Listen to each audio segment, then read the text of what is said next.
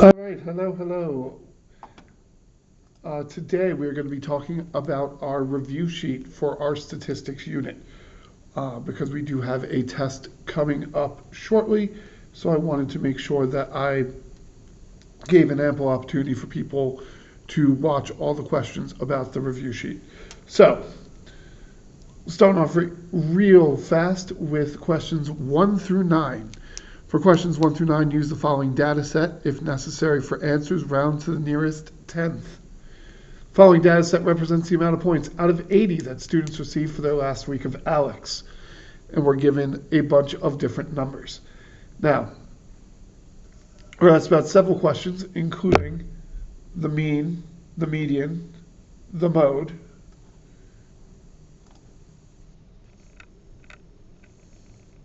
and there we go. Okay. The extremes, the quartiles, and all that fun stuff. Okay. So the first thing we're going to want to do is we're going to want to put our data set into Desmos. So let's do that. Okay, so remember to put something into Desmos. You're going to click this plus up here and hit to add a table. We're going to put in our data set exactly as it is, 0, 0, 0, 0, 0, 5, 23, 27, 38, 61, 72, 72, 78, 80, 80, 80, 80, and 80. So this represents our entire data set. Okay? So the first question it asks us is, what is the mean? Okay, the mean represents the average. Normally to do this, you would have to, let me move this. Normally to do this, you would have to find the sum of all of your numbers and then divide by how many numbers you have. With Desmos, you can just type in mean, parentheses, and you can hit X1. And the reason you hit X1 is that is the name of the column right here is X1. So it tells you the mean of X1 is 43.11111. So we're going to go back and we're going to round it to the nearest tenth. So 43.11. We're going to round to the tenth, which is this number. That's going to go either up or down based on the number to the right. Okay, so we're basing it off of this number right here. So because this is a 1, remember you follow the rule, 5 or above, give it a shove. Or if it's less than 5, you round down. So here we're going to round down. So our 43.11 is just going to become 43.1, and that is our first answer. Okay, so now we need to find the median, the mode. Well, the mode is the number that appears the most, remember? So we have 0 appears 1, 2, 3, 4, 5. It's not 5, it's not any of this because this only appears once. 80 appears 1, 2, 3, 4, 5. You can have a situation where you have multiple modes. So this will be 0. Whoopsie, I put it on the wrong line. The mode is 3, 0, and 80 are your answers for that. Just about everything else you can get from Desmos. Okay? What is the median? What is the lower quartile? What is the upper quartile? What is the lower extreme? What is the upper extreme? Remember, lower extreme means minimum, the smallest number that you have in your data set. Upper extreme means maximum, the largest number you have in your data set. Okay, our lowest number is 0. Our highest number is 80. And you notice I'm jumping around a lot, but that's because I'm getting everything I can get without Desmos first, and then I'm going to go into Desmos to get everything else. Okay? The range. The range represents your highest number minus your lowest number, your maximum minus your minimum. In this case, that would be 80, which is our maximum, minus 0, which is our minimum. 80 minus 0 is 80. Everything else we need Desmos for, okay? So let's go back into Desmos. Now, you could put in median or things like that to get the median, or you could just put in the word stats. Stats X1. And it will tell you everything you could possibly want to know about your data set. Okay? So you can put in stats, all right? And that'll tell you your minimum, your lower quartile, your median, your upper quartile, and your maximum, okay? So here, our lower quartile would be Q1, that is 0. Our upper quartile, which is Q3, is 80. And our median for number 2 is right here. That is 49.5. Okay, the last thing we need for this question, what is the interquartile range? Interquartile range, it's like the range, but between your quartiles. Okay, so it is your upper quartile minus your lower quartile, or 80 minus 0, because that just happens to work out the same way.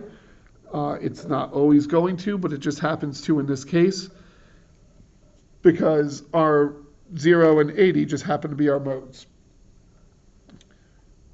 All right, so that's questions 1 through 9. Let's go to question number 10. Jarrell keeps track of the number of customers that come to his bakery each day for 1 month. A summary of the data is shown. Which box plot best represents this data? Let's see if I can get that to be a little clearer. It really can't.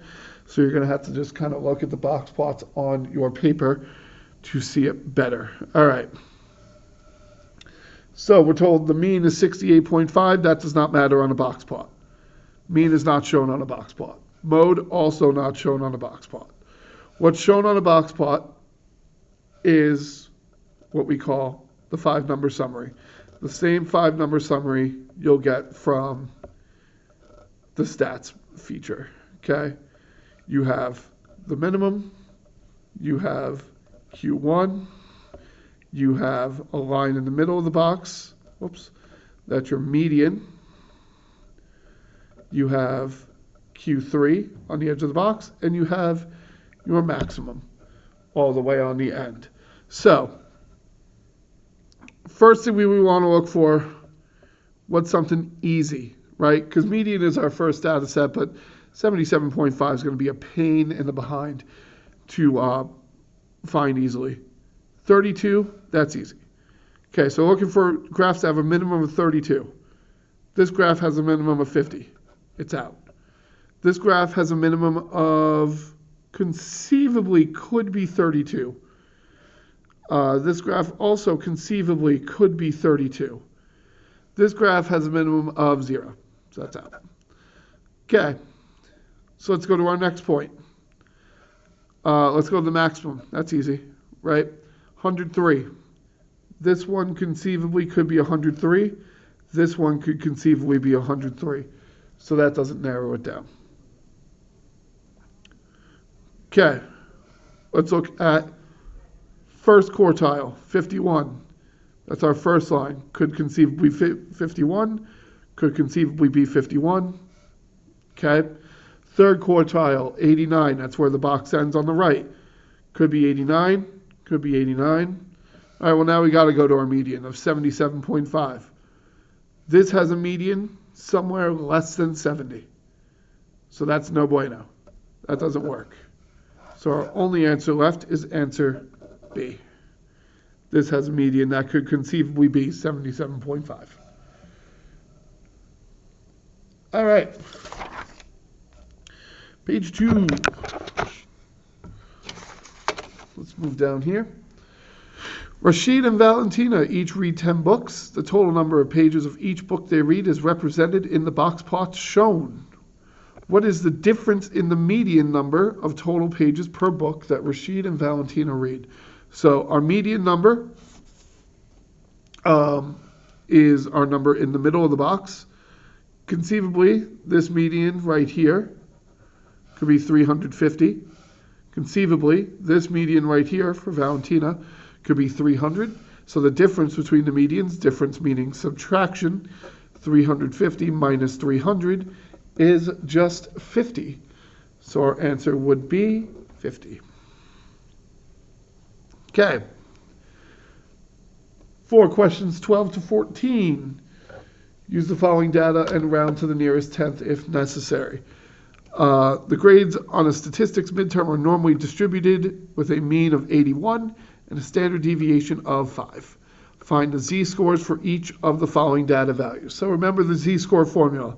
Your z-score is equal to x, where x represents the number. For example, in number 12, it would be 67, minus the mu, which remember we said mu is your mean, and the standard deviation, which is this 6 with back issues. Okay? So let's look at our problem. What is our mean? What is our mu? Our mu is 81. And the standard deviation is 5. So every problem that we're going to set up is going to be x minus 81 over 5, where x is whatever number they're asking for. So, for example, in number 12, they're asking for 67. So we'll do 67 minus 81 divided by 5. And we'll put that in the calculator. I'm not sure how well that's going to show on here, but it will not show at all, which is unfortunate. But 67 minus 81, enter, gives you negative 14, divided by 5 gives you negative 2.8. So your z-score is negative 2.8. That's for number 12. And now we'll just repeat the process. Okay, let me fix the paper. So, number 13, 85. So we're going to do the same thing. 85 minus 81 over 5. 85 minus 81 is 4. 4 over 5 is equal to 0.8. So your z-score is 0.8. Our last one, 99. 99 minus 81 over 5. 99 minus 81 is 18. 18 over 5, if you put it into the calculator, gives you 3.6. Okay.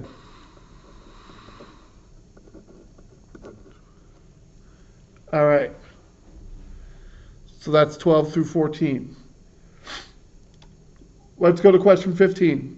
Frequency table below shows some information about the interiors of cars and trucks at a dealership. So we're looking at interiors of cloth versus leather versus total, and then we have cars versus trucks. How many trucks have leather seats? That is our question. How many trucks have leather seats? So, when we did two-way tables, I told you that two-way tables are very much like a puzzle. Okay, you have to use the pieces that you have to find the pieces that you don't. If we know that there are 55 total cars and 21 of them have cloth seats, then we know that the amount of cars with leather seats is just the total minus the cloth. 55 minus 21, that makes 34. If we know that there are 100 total cars, if there are 100 total vehicles, and 51 of them have cloth interiors, the amount that have leather interiors is 100 minus 51. 100 minus 51 is 49. And then finally, we could find our total number of trucks with leather seats by taking the total number of leather seats and subtracting the number of cars with leather seats.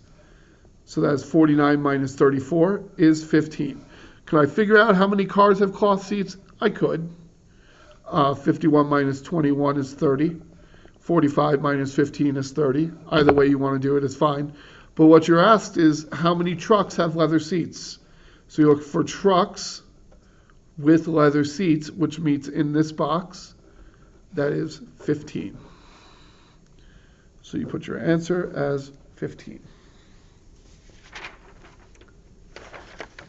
All right.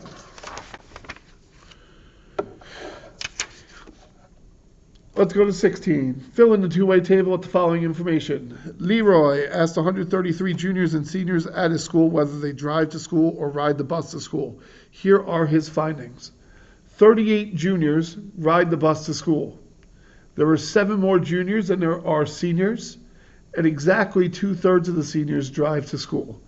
And we're asked to fill in the two-way table below.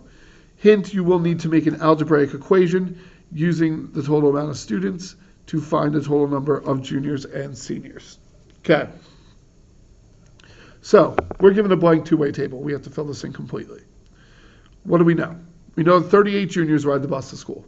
Okay. So, juniors who ride the bus is 38. Okay. What else do we know? Well, it seems we might not know much else, but we're given that we asked 133 total people. 133 juniors and seniors were asked. So our total amount of people that we asked were 133. And we know that there were 7 more juniors than there are seniors. So, do we know how many juniors there are? No. Do we know how many seniors there are? No. So let's say that we'll let X equal the number of seniors. And we know that there were 7 more juniors. So you let X plus 7 equal your number of juniors, because it's just the number of seniors plus 7, because there were 7 more juniors.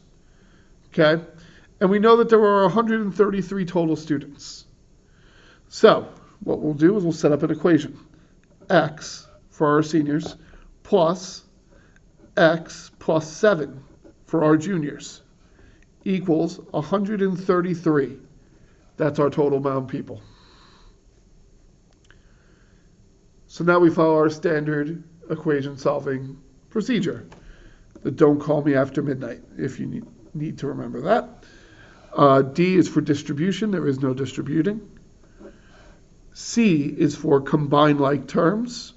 We have X and X. X plus X is 2X plus 7 equals 133. That's all of our like terms. Then we have move all variables on the same side of the equal sign. We only have one variable, so there's nothing to move. Then we have undo, addition, and subtraction attached to the variable. So the addition attached to the variable right here is this plus 7. Subtract 7 from both sides. You get 2x equals 133 minus 7 is 126. And then undo multiplication and division attached to the variable. So divide both sides by 2.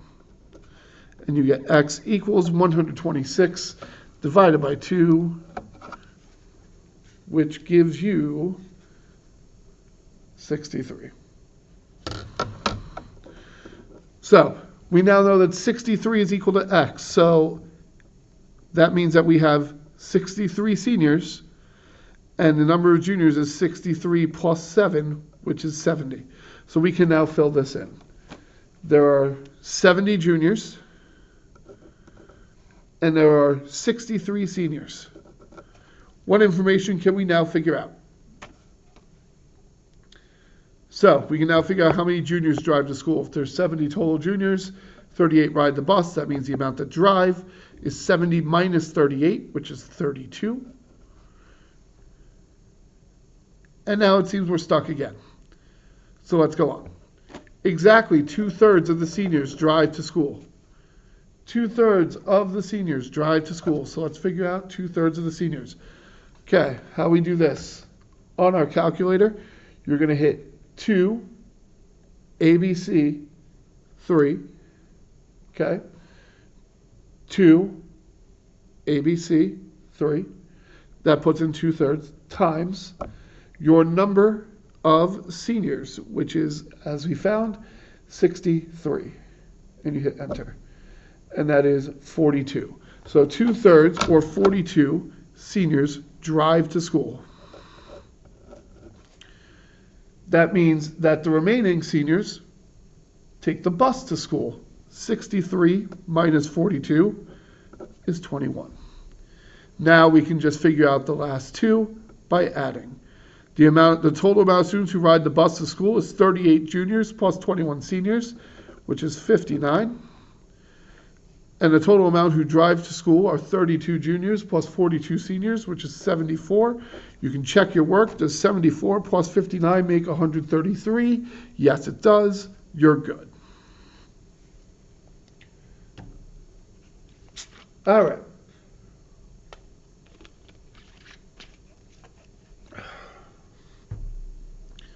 So here we go, question 17 to 20. Visualize a scatter plot graph in your mind based off the sentence and determine whether the data would have a positive, negative, or no relationship. So 17, the number of pictures on a phone versus the remaining storage on the phone. All right, so let's think about what a graph would look like. Okay, so if we have, this is the pictures on X versus the storage on Y.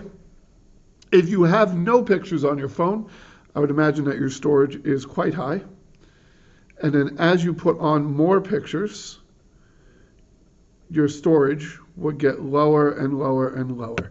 This would represent a negative relationship because the line is going down. Okay? The age of a car versus how many miles are on the car. So again, just put whatever was listed first, the age as your X, the miles as the Y. So as you drive a car, you're putting more and more miles on the car. You'll see the odometer will go up. Your odometer can never go down unless you have a very old car via dubious means. Your odometer will never go down. Sometimes it might stay stagnant, which means to not move if you're never driving it. But for the most part, the idea is that as you are driving the car, as the car gets older, the amount of miles on the car will go up. So that is positive. The height of a high school student versus their SAT score. So let's take our height and our SAT. Okay. Does height have anything to do with how smart you are? No. Right? So if you visualize the scatter plot, it's probably going to be all over the place. Like that. That is a no relationship scatter plot. The number of people in a house versus the amount of money spent on groceries. Okay, not always true, but typically, as you expect the amount of people in the house to go up, you expect the amount of cost that they spend on groceries to go up. Does that mean that there aren't cases where there are people who have 6, 7 people in a house and they're very thrifty? No, that doesn't mean that. But when you're looking at something like this, you're looking at a genuine trend, and a genuine trend would be that as the amount of people go up, the amount you're spending on food also goes up, so this would be positive. All right. Last few. Directions for questions 21 through 25. Use Desmos to assist in finding a line of best fit, as well as the correlation between the data. Okay. So, the table below. Shoes. shows the temperature of a lake at certain depths, and they give you a column of depth and a column of temperature. So we're going to take this information, we're going to put it into Desmos. All right, so let's clear out our last table. Remember, you're going to hit plus and then table to put this in. And I like to put things in one column at a time. So here's all of our depth, and then our temperature, 84, 81.5, 79, 76.5, 75, 73, 72, 70, 67.5, and 66. Okay, so the first thing it says is to write the equation for the line of best fit for this data. This is something that you don't even need to find the data on the graph to do. You can just click this little button right here, the Add Regression button, and it will give you the equation right here. And you're just going to write that equation down. So y equals negative 0.300715x plus 84.04282. That's your equation for your line of best fit. That's exactly how I'm going to write it on the paper. That's exactly how I'm going to write it in my answer box. You may have to write small for the answer box, but if it doesn't fit in the answer box, just write it under the question.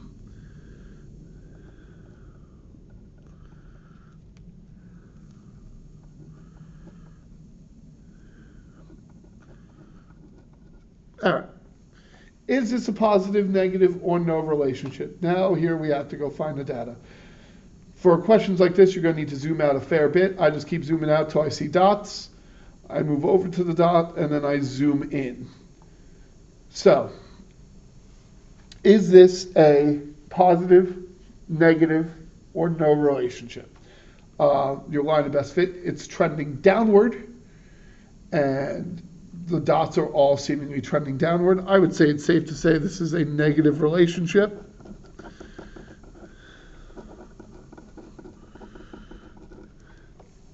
Okay. And then, is this a strong, moderate, or weak correlation? So remember, for correlation, you want to look at R down here. Okay. So the R will be between -1 to 0 on a negative relationship, or 0 to 1. Whoops, 0 to 1. 2, 1. Ryan, there you go. Okay. The closer it is to the 1, whether that's the -1 or the +1, the closer it is to 1, the stronger the relationship is. The closer it is to 0, the weaker of a correlation it is. And if it falls between like 0.3 and 0.7, that would be a moderate correlation. Okay? So anything about 0.7 and above would be a strong one. 0.3 to 0.7 would be a moderate. And a 0.3 to 0 would be a weak correlation. Our correlation here is 0.9997. That is an incredibly strong relationship. And that's evidenced by the fact that all of the points are very close to the line, if not on the line. Okay? So, last group of questions. A study is conducted to determine the relationship, if any, between average temperature over a week and ice cream sales in a particular city. The following table provides the data. So we're going to type in our data again. Add table, 42, 91, 71, 34, 53, 71 again, 44, 47, 83, 62, 34, 61. 149.48. These are some rather exact numbers, but we have to put them in as is.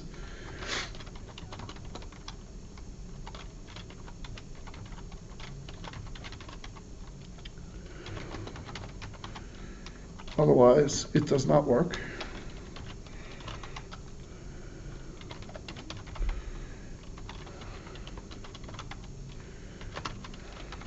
All right, whoops.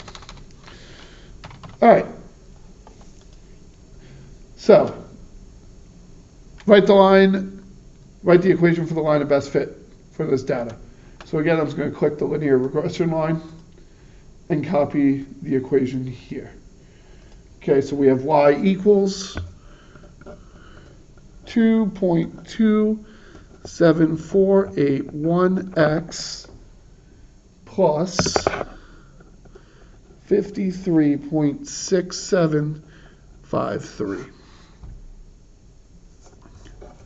So y equals 2.27481x plus 53.6753. That's exactly how I'm going to write it on my paper. Again, if it doesn't fit in here, you can write it here. That's just fine. Is this a strong, moderate, or weak correlation? Well, again, we check our R. R 0.9999. That's about as close as you can get to 1 without it actually being 1. So this would be an incredibly strong correlation. So I'm going to write strong. Does that make sense? Yes, because as temperature goes up, as it gets hotter outside, people tend to want ice cream, you know. Bonus question, estimate the weekly ice cream sales at the average temperature was 77 degrees. Here's how you do this. You take your line of best fit equation and you put it in 481x plus 53.6753. And then you're going to take out the x and you're going to substitute in whatever number you're checking. So this says when 77 degrees. Excuse me. Ooh, excuse me. So the estimate is that when it's 77 degrees out, you will make $228.83567 $1,000 in ice cream sales.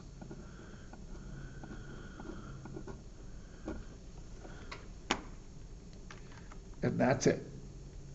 That's your answer.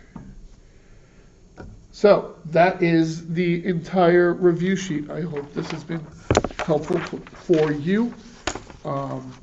If you have any questions, feel free to let me know.